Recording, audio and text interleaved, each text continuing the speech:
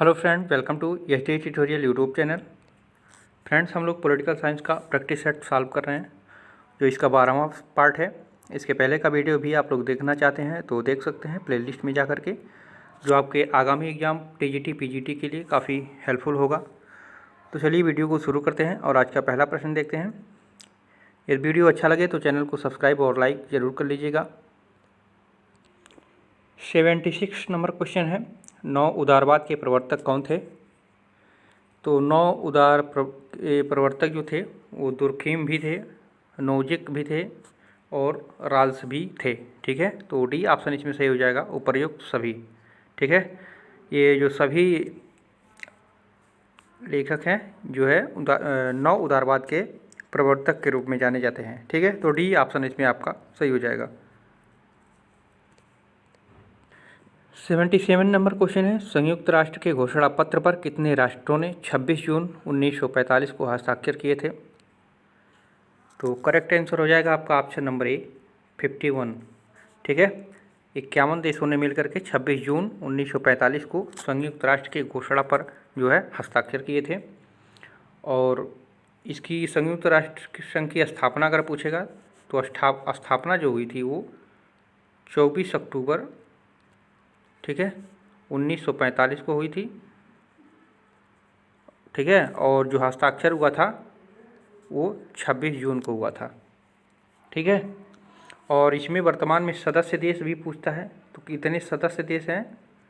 तो सदस्य देश 193 हो गए हैं। ठीक है, 193 देश हो गए हैं इसमें। और 193वां देश अगर पूछेगा कौन है सबसे अंतिम देश, तो दक्षिणी सूडान है। ठीक है, दक्षिणी सूडान है। इन्होंने इसकी सदस्यता जो है 11 जुलाई, ठीक है, 11 जुलाई 2011 को ली। सबसे नया देश जो है सदस्य ये है। ठीक है, और इसका मुख्यालय संयुक्त राष्ट्र संघ का पूछेगा तो न्यूयॉर्क है, आप जानते होंगे, न्यूयॉर्क है। और अध्यक्ष अगर पूछेगा इसका कौन है, तो एंटोनियो गुटेरेस। ठीक है, एंटोनियो गुटेरेस।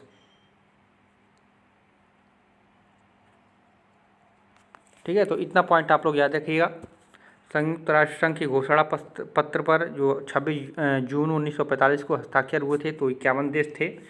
संयुक्त राष्ट्र संघ की स्थापना 24 अक्टूबर 1945 को हुई, ये 4 है। ठीक है, इसका मुख्यालय जो है न्यूयॉर्क में है। ठीक है, वर्तमान में सदस्य 193 हैं। और ये प्रश्न पूछा है कई बार ये कि 193वां देश कौन है, यानी सबसे नया देश कौन है उसमें, तो दक्षिणी सूडान है। इन्होंने 11 जुलाई 2011 को इसकी सदस्यता ली। ठीक है, और अध्यक्ष जो है एंटोनियो गुटेरेस है। ठीक है, तो इतना इसमें आपको याद रखना है। 78 नंबर क्वेश्चन है, राष्ट्रीय हित विदेशी नीति का क्या है? मुख्य तत्व है कि सारभूत तत्व है कि निर्धारक तत्व है? इनमें से कोई नहीं। तो जो राष्ट्रीय हित है विदेश नीति का जो है निर्धारक तत्व होता है। ठीक है, तो बी ऑप्शन आपका इसमें सही हो जाएगा। 79 नंबर क्वेश्चन है, निम्नलिखित में से कौन सा एक संयुक्त राष्ट्र संघ का अंग नहीं है? तो संयुक्त राष्ट्र संघ के कितने अंग होते हैं कुल? तो 6 अंग होते हैं। ठीक है, तो 6 अंगों में आर्थिक और सामाजिक परिषद है। ठीक है, न्याय परिषद भी है, सचिवालय भी है। ये विश्व स्वास्थ्य संगठन जो है ये जो है संयुक्त राष्ट्र संघ का अंग नहीं है। ठीक है, विश्व स्वास्थ्य संगठन संयुक्त राष्ट्र संघ का अंग नहीं है। यहाँ पे आप लोग देख सकते हैं संयुक्त राष्ट्र संघ के प्रमुख 6 अंग हैं कुल टोटल। ठीक है, आर्थिक एवं सामाजिक परिषद, प्रन्यास परिषद, सचिवालय है, अंतर्राष्ट्रीय न्यायालय है, महासभा है और सुरक्षा परिषद है। ठीक है, इसको ट्रिक में याद करना हो तो आप याद कर सकते हैं आप। ठीक है, आप सब ना महासूर हैं, महासूर हैं, आप सब ना महासूर हैं। आ से हो जाएगा आर्थिक एवं सामाजिक परिषद, पै से होगा प्रन्यास परिषद, सब से हो जाएगा सचिवालय, ना से होगा न्यायालय अंतर्राष्ट्रीय वही न्यायालय, और महा से हो जाएगा महासभा, और सूर से हो जाएगा सुरक्षा परिषद। ठीक है, आप सब ना महासूर हैं। ठीक है, तो 6 अंग इसके कुल बताए गए हैं।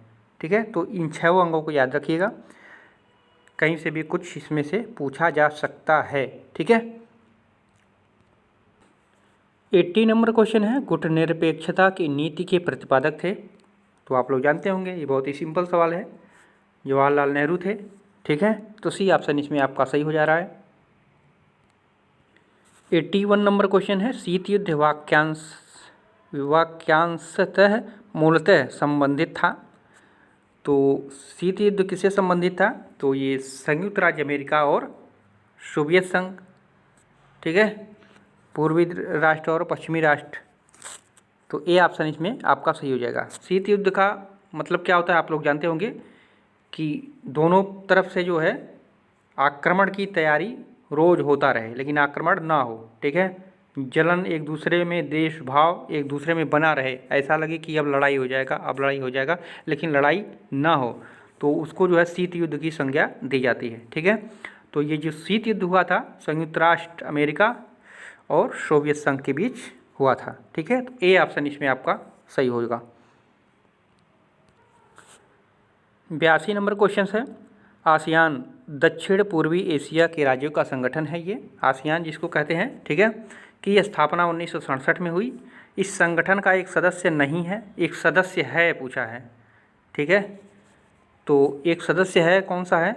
ऑस्ट्रेलिया तो नहीं है, ठीक है, न्यूजीलैंड भी नहीं है, तो थाईलैंड तो निश्चित तौर पर है। ठीक है, तो इसमें से जो है एक सदस्य पूछा है, कौन सा सदस्य है? तो थाईलैंड है। ठीक है, आसियान का। अब आसियान का स्थापना भी पूछ देता है तो 1967 में हुई थी। आसियान को हम लोग पूरा देख लेते हैं, इंपॉर्टेंट है। तो ASEAN आसियान हो जाएगा, इसका पूरा नाम हो जाएगा आपका association of south east Asian Nations. ठीक है, दक्षिण पूर्व एशियाई देशों का संगठन एक क्षेत्रीय संगठन है जो एशिया प्रशांत के उपनिवेशी राष्ट्रों को बढ़ते तनाव के बीच राजनीतिक और सामाजिक स्थिरता को बढ़ावा देने के लिए स्थापित किया गया था। ठीक है, और ये भी पूछता है आसियान का आदर्श वाक्य क्या है? तो one vision one identity one community है। ठीक है, one vision one identity one community है। ठीक है, ये इसका आदर्श वाक्य है। और 8 अगस्त जो है आसियान दिवस के रूप में मनाया जाता है। ठीक है, तो ये भी पॉइंट याद रखिएगा, 8 अगस्त आसियान दिवस के रूप में मनाया जाता है। ठीक है, और आसियान की राजधानी कहाँ पे है?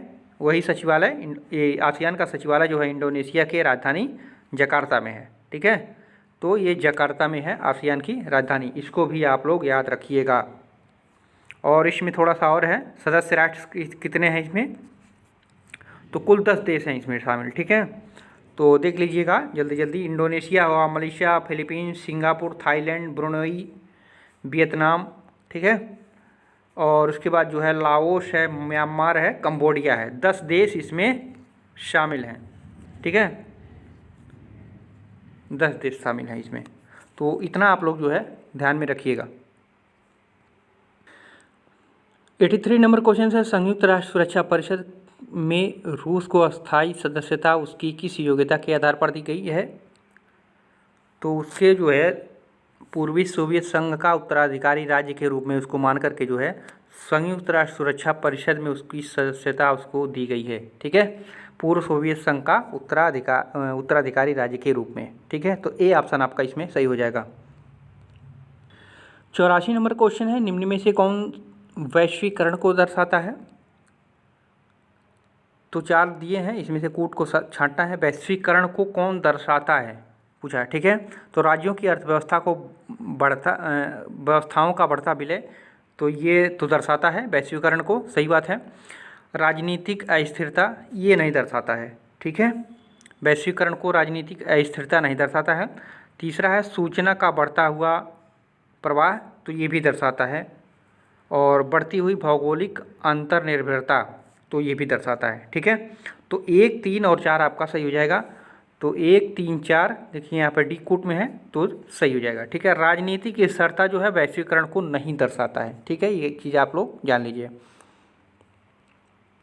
85 नंबर प्रश्न है, मानव अधिकारों की अवधारणा विशेष रूप से संबंधित है। तो किससे संबंधित है? तो मानव होने के नाते मानव की गरिमा से, ठीक है, इसलिए मानव अधिकारों की अवधारणा विशेष रूप से संबंधित है मानव होने के नाते। 86 नंबर प्रश्न है, भारत के राष्ट्रीय मानवाधिकार आयोग के विषय में निम्नलिखित कथनों पर विचार कीजिए और उसमें से सही कूट को चुनना है आपको, ठीक है, यहाँ पर देख सकते हैं। तो 86 में नंबर में 4 कोड दिए गए हैं। इसका अध्यक्ष अनिवार्य रूप से भारत का सेवानिवृत्त मुख्य न्यायाधीश होना चाहिए, तो ये बिल्कुल सही है, ठीक है। इसकी प्रत्येक राज्य में राज्य मानवाधिकार आयोग के नाम से शाखा है, तो ये गलत है, हर राज्य में नहीं है। इसकी शक्तियाँ केवल सिफारिशी प्रकृति की हैं, तो ये बिल्कुल सही है। आयोग के एक सदस्य के रूप में एक महिला को नियुक्त करना आवश्यक है, तो ऐसी कोई बात नहीं है, ठीक है। तो कथन 1 और दूसरा ही आपका मानवाधिकार के रूप में इसका सही हो रहा है, तो डी ऑप्शन इसमें आपका सही हो जाएगा, ठीक है, 1 और 3। 87 नंबर प्रश्न है, निम्नलिखित में से किसने आदेश की एकता को संगठन की कार्यप्रणाली में स्वीकार नहीं किया है? तो एकता की संगठन कार्यप्रणाली में स्वीकार नहीं किया है, किसको? आदेश को। तो ये जो FW टेलर थे, इन्होंने एकता को संगठन की कार्यप्रणाली के रूप में नहीं स्वीकार किया था, ठीक है, एकता को संगठन की परंपरा के रूप में स्वीकार किया था, ठीक है। तो डी ऑप्शन इसमें आपका सही हो जाएगा। 88 नंबर प्रश्न है, स्टाफ एजेंसी का सही कार्य निम्नलिखित में से कौन सा है? तो स्टाफ एजेंसी का सही कार्य जो होता है वह मुख्य कार्यपालिका को परामर्श देना, ठीक है। जो स्टाफ एजेंसियां बनाई जाती हैं उसमें जो है मुख्य कार्यपालिका को जो है परामर्श देने के कार्य करती हैं, डी ऑप्शन इसमें सही हो जाएगा। 90 नंबर क्वेश्चन है, अनौपचारिक संगठन की अवधारणा किसने प्रतिपादित किया था? तो अनौपचारिक संगठन की अवधारणा जो प्रतिपादित किया था एल्टन मेयो ने किया था, ठीक है। तो डी ऑप्शन इसमें आपका सही हो जाएगा।